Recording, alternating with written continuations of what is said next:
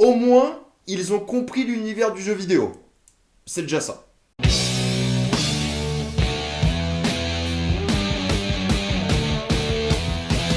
Tomb Raider. Tomb Raider vient de sortir au cinéma et je pense que comme beaucoup de personnes, j'ai perdu tout espoir de voir un jour une bonne adaptation de jeux vidéo au cinéma. Après les nombreuses déceptions récentes, en passant par Hitman, Assassin's Creed et même Warcraft, que j'ai pas du tout aimé, mais je sais que beaucoup d'entre vous l'aiment.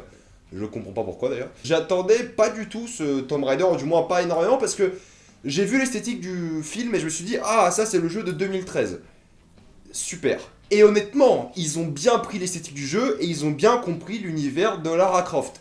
Ils l'ont tellement bien compris que ça en devient absolument chiant. Parce que personne n'aime laisser sa manette à son pote pour qu'il fasse des puzzles dans Tomb Raider. C'est la partie la plus chiante. Laisser son pote jouer à Tomb Raider pour faire des puzzles. Ça va pas ou quoi? Dans Portal c'est drôle, mais parce que c'est bien fait. Dans Tomb Raider c'est juste des puzzles nuls. Alors quand il y a 30 minutes où ils font que des puzzles et ils évitent des pièges, dans le film je me dis bah putain, pourquoi je joue pas aux jeux vidéo quoi? T'es à un stade où c'est tellement proche de l'ambiance du jeu vidéo, même si c'est beaucoup moins aventure, que tu dis mais pourquoi je regarde le film alors que je pourrais y jouer quoi? On est arrivé à un stade où c'est tellement fidèle que je me dis pourquoi je perds mon temps à regarder un film alors que je peux jouer aux jeux vidéo qui est par définition plus fidèle parce que c'est le jeu bordel. Tomb Raider c'est l'histoire de Lara Croft qui décide de mener une expédition sur une île japonaise pour y retrouver le tombeau d'une ancienne reine qui était maudite. C'est un peu plus compliqué que ça mais pas trop, honnêtement pas trop. Il y a toute une histoire avec son père qui a mené cette expédition et qui s'est donc retrouvé sur cette île japonaise et Lara Croft qui veut le retrouver et qui veut justement aller voir ce qui se passe sur cette île, contrairement à ce que lui demande son père. Et honnêtement, le film commençait pas trop mal. Il y avait certaines bonnes scènes avec Lara Croft à Londres et ça se passait plutôt bien. Ça commence sur un combat de boxe sur l'Eurotrap, l'Eurodance, pourquoi pas, c'est marrant. Je veux dire, c'est pas trop mal filmé, c'est pas dégueulasse. Alicia Vikander, elle fait vraiment Lara Croft, elle joue très bien. Enfin, elle joue très bien. Je trouve qu'elle incarne très bien le personnage. Personne ne joue très bien dans le film. Mais elle incarne bien le personnage et elle est vraiment ce que j'aurais imaginé une Lara Croft dans la vraie vie. Dès la première scène, tu vois qu'elle a des abdos de ouf. Tu vois qu'elle est en forme, tu vois qu'elle fait du sport, qu'elle fait du vélo, qu'elle s'intéresse à l'histoire, qu'elle est intelligente. Enfin, on la comprend parfaitement et elle est très fidèle aux jeux vidéo. Et même elle, en tant qu'actrice, Alicia Vikander, fait un vrai bon taf. Et j'aimerais honnêtement la revoir jouer à Lara Croft. Je trouve que même si le film n'est pas terrible, il mériterait une suite et j'aimerais beaucoup la revoir dans le rôle. Tout ça pour dire que le début est vraiment sympa et on s'attache assez rapidement à ce personnage qui a vécu quand même la perte de son père, qui en fait c'est Lara Croft, si vous connaissez le jeu vidéo, vous connaissez ce que c'est. Mais on est bien dans le délire.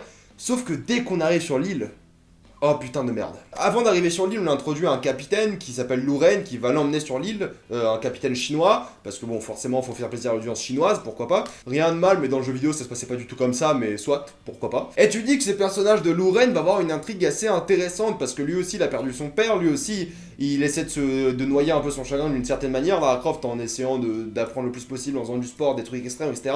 Et de l'autre côté, ce gars qui boit. Bon, c'est un peu moins... c'est un peu plus classique, j'ai envie de dire, mais tu dis qu'il va avoir une vraie intrigue avec ce personnage et il va avoir une vraie relation qui va se construire entre lui et Lara Croft. Alors là, pas du tout, et c'est vraiment dommage. T'avais moyen de faire une vraie relation entre deux personnages qui ont vécu à peu près les mêmes choses, parce que c'était le père de Louren qui avait emmené le père de Lara Croft sur l'île, tu te dis, oh, il va y avoir un truc sympa. Non. Rien du tout. Et dès que t'arrives sur l'île, bah il se passe quoi? C'est qu'il se passe rien d'intéressant. Tomb Raider, c'est toujours un peu l'aventure. C'est un peu être perdu sur une île, essayer de découvrir ce qui se passe, chercher des reliques, découvrir des temples et tout ça. Ça qu'on aimait, c'est un peu... À l'époque, c'était Uncharted, quoi. C'était vraiment Indiana Jones du jeu vidéo. T'arrivais, tu fais, oh, c'est trop bien. Je découvre des reliques, il y a des trucs supernaturels, il y a des dinosaures, il y a un T-Rex. Enfin, c'est ça qui était génial.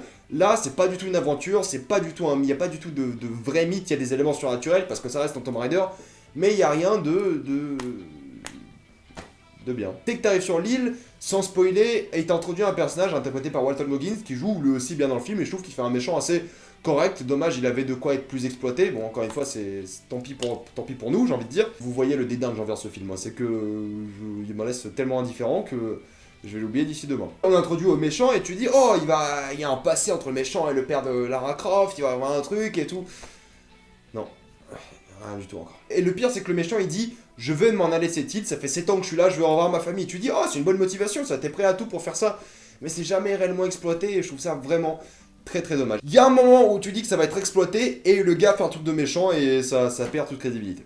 On revoit un peu des scènes du jeu vidéo, que ce soit le temple ou l'avion. Il y a malheureusement pas de samouraï, assassin, tueur, mais bon, il y a quelque chose de surnaturel en tout cas.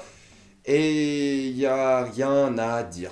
c'est un film stérile. C'est le problème que j'ai avec ça, c'est que c'est un film filmique. Genre, c'est vraiment genre, on va faire même pas un blockbuster, on va faire un film d'action sympatoche, et c'est un peu ce que j'ai eu. C'est chiant sur l'île, mais le début du film est cool, le temple est cool, même si je trouve ça absolument con de nous montrer des pièges et des mécanismes et des puzzles pendant une demi-heure, mais au moins c'est cool, il y a une ambiance, il y a un truc. Mais ce bout de 45 minutes où il y a sur l'île, où il y a du développement de personnages, il est creux et stérile et vide, et ça se voit par la musique au fait, parce que c'est typiquement la musique d'un film d'action entre guillemets d'aventure. Et vous savez, ces moments où la musique d'un coup elle saute, elle commence à péter des câbles parce qu'il y a un élément dramatique qui se passe, des moments où il y a des petits tambours parce que oh, c'est mystérieux, c'est mystique, etc. Des moments où il y a des instruments japonais parce qu'on est au Japon quand même, et il y a des petites flûtes japonaises, enfin c'est exactement tout ce que vous attendez dans ce genre de film. Il y a aucun moment où la musique prend le dessus, c'est juste pour accompagner le film, et ça c'est vraiment dommage quoi. C'est vraiment dommage parce que la musique dans un film d'aventure, enfin vous imaginez rarement Indiana Jones sans musique. Dès que je vous dis Indiana Jones, vous pensez à la musique. Et là on n'a jamais ça, et je trouve ça vraiment dommage. Je le compare pas non plus à Indiana Jones, c'est pas ce que je voulais, mais le Tomb Raider, les jeux vidéo, c'était Indiana Jones aux jeux vidéo. Il y a même des scènes du Tomb Raider de 2013 qui sont quasiment dans le film, mais de manière différente. Par exemple la scène où Lara Croft tue pour la première fois.